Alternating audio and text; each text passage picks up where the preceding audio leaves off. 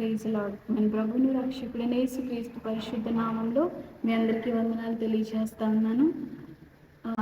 వాక్యాన్ని ధ్యానించుకున్నాం. చూడండి, ఆమోసు గ్రంథం 9వ అధ్యాయం 12వ వచనం నుంచి ఆఖరి వచనం వరకు మనం చదివినట్లయితే అక్కడ దేవుడు కొన్ని మాటలు తెలియజేస్తా ఉన్నారు. ఏంటి అంటే, పూర్వపు రీతిగా దానిని మరలా కట్టుదును, ఇలాగ జరిగించు యెహోవా వాక్కు ఇదే.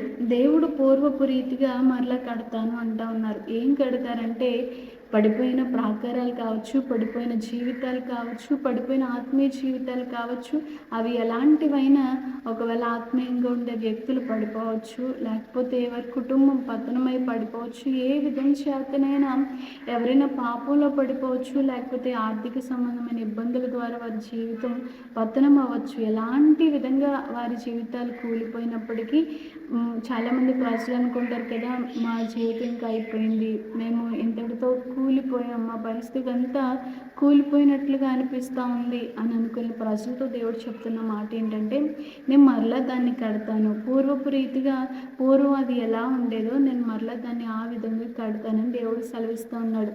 అలా దేవుడు ఎవరైనా జీవితాన్ని కనుక కట్టాడో అని మనం బైబిల్ గ్రంథంలో చూసినట్లయితే చూడండి, రాహాబ్ అనే వేశ్య కనిపిస్తూ ఉంది.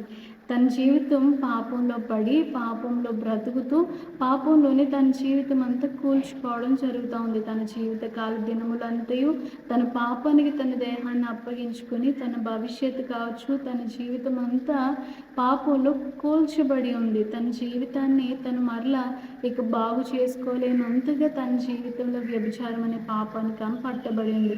అలాంటి ఒక వ్యక్తి జీవితాన్ని దేవుడు పట్టుకొని తన జీవితాన్ని ఒక కుటుంబంగా కట్టాడు. ఆ కుటుంబంగా కట్టడం మాత్రమే కాదు, తనకి దేవుడి పిల్లల్ని అనుగ్రహించి యేసుక్రీస్తు ప్రభువారి వంశావళిలో చోటు చేసుకునే ఒక మంచి స్త్రీగా దేవుడు ఆమెకి అటువంటి కృపని చేశాడు. ఒకవేళ పాపంలో పడిపోయి ఉండొచ్చు, జ్ఞాపకం చేసుకోండి. మీరు కనుక దేవుని వైపు తిరిగినట్లయితే ఆయన ఖచ్చితంగా మీ జీవితాన్ని కట్టడానికి ఇష్టపడుతూ ఉన్నారు. అది ఎలా కట్టబడుతుంది అంటే, చాలా ఆశ్చర్యంగా, ఇది నా పూర్వపు భవిష్యత్తేనా, నేను ఇంతవరకు ఎలా ఉండేదాన్ని, కానీ దేవుని నా జీవితాన్ని ఎంత మంచిగా కట్టాడని ప్రజలు ఆశ్చర్యపడినట్లుగా మీ జీవితాన్ని దేవుడు అనేకులకు ఆశ్చర్యకరంగా ఉంచుతాడు. అలాగే మీ జీవితం కూడా మీరు జ్ఞాపకం చేసుకున్నప్పుడు దేవుడు దీన్ని ఎంత చక్కగా కట్టాడని మీరు ఆశ్చర్యపడే రీతిగా దేవుడు సహాయం చేస్తారు.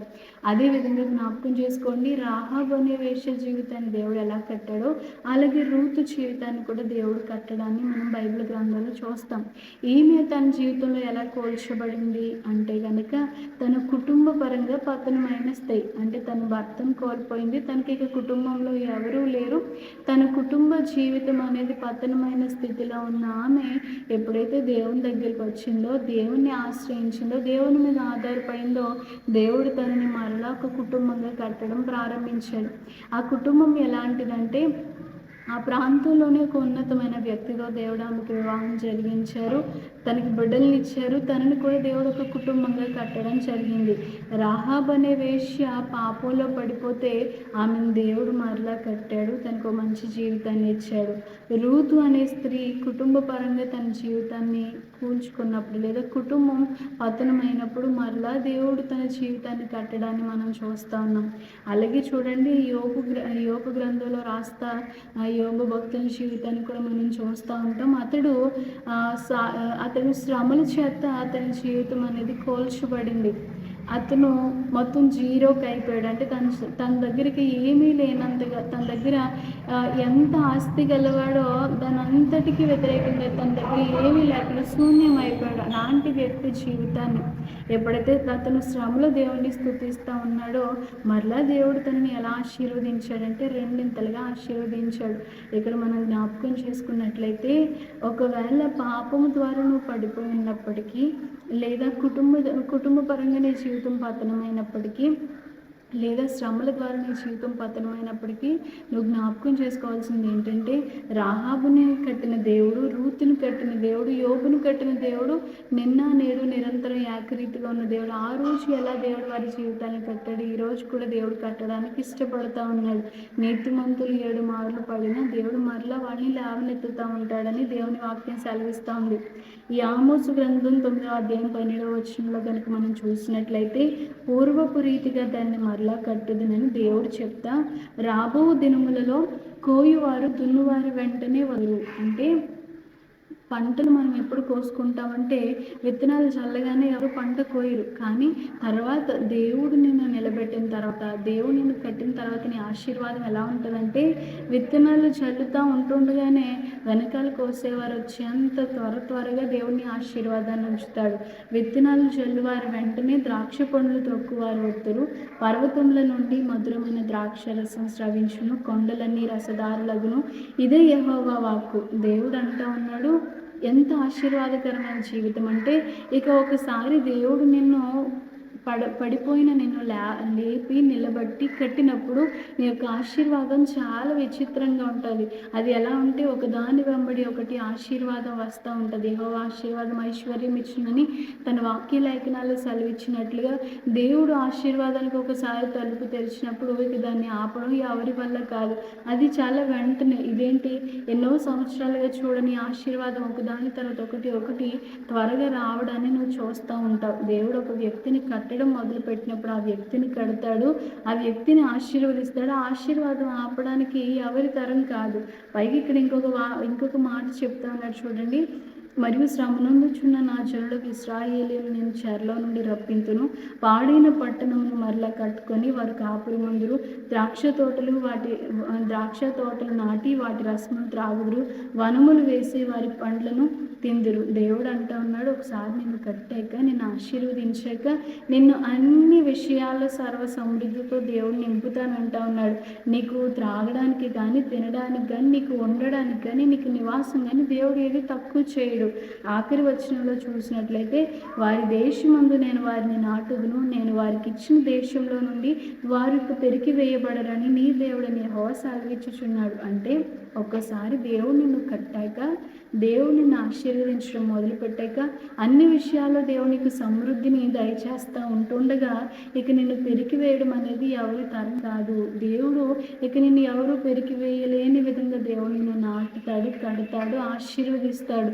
ఎప్పుడు అంటే రాహాబ్ అనే వేశ్య దేవుని వైపు చూసింది, రూతు దేవుని వైపు చూసింది, యోబు దేవుని వైపు చూశాడు కనుక వారి జీవితాలు ఆశీర్వదించబడ్డాయి. వేశ్య తన జీవన దేవుని వైపు చూసినట్లుగా, అలాగే రూతు దేవుని మీద ఆధారపడినట్లుగా, యోబు దేవుని స్తుతించినట్లుగా మీరు కూడా ఈ దినం మీరు ఒకవేళ దేని చేత ఒకవేళ అది బంధకం కావచ్చు, అది పడిపోయిన పరిస్థితి కావచ్చు, అది ఒకవేళ ఏ విధమైన అవమానకరమైన పరిస్థితి కావచ్చు, మీరు కనుక దేవుని వైపు చూసినట్లయితే, ఆయన మీద ఆధారపడడం నేర్చుకోగలిగినట్లయితే, ఆయన్ని స్తుతించడం చేయగలిగినట్లయితే దేవుడు తప్పక మీ జీవితాన్ని కడతాడు, ఆశీర్వదిస్తాడు. అది సమృద్ధికరంగా ఉంటుంది. ఇక ఎన్నటికీ ఎవరు పెరికి వేయలేని విధంగా దేవుడు మనల్ని ఆశీర్వదిస్తాడు. దేవుని వాక్యలేఖనం సెలవిస్తూ ఉంది, ఆయన ప్రేమ ఎలాంటిదంటే అది వస్త్రహీనత అయినా అవ్వచ్చు, ఉపద్రవమైన ఖడ్గమైన మరి ఏది ఏమైనప్పటికీ ఇక నేను దేవుని ప్రేమ నుండి ఏది వేరు చేయలేనంతగా దేవుడు నేను బ్లెస్ చేస్తాడు. అలాంటి కృప ఈ మధ్యాహ్నకాల సమయంలో దేవుడు మనందరికీ అనుగ్రహించును కాక. ఆమేన్. చిన్న ప్రార్థన చేసుకుందాం. పరిశుద్ధుడైన మా తండ్రి, నీకు స్తోత్రాలు చెల్లిస్తూ ఉన్నాను. ఈ మధ్యాహ్నకాల సమయంలో నీ బిడ్డలతో ఈ వాక్యాన్ని పంచుకోవడానికి మీరు నాకు ఇచ్చిన అవకాశాన్ని బట్టి నీకు స్తోత్రాలు చెల్లిస్తూ ఉన్నాను. అయ్యా, పడిపోయిన ప్రాకారాన్ని కట్టే దేవుడివి, అయ్యా పడిపోయిన జీవితాల్ని ప్రభా తండ్రి నాయన పతనమైన జీవితాల్ని బ్రతుకుల్ని నీవు మరలా కట్టి నువ్వు ఆశీర్వదించి నువ్వు సమృద్ధితో నింపి ఇక ఎన్నడూ ఎవరు పెరికి వేయలేనంత విధంగా నువ్వు స్థిరపరచగల దేవుడివని ఈ మధ్యాహ్నకాల సమయంలో మేము నేర్చుకుని ఉన్నాం ప్రభా.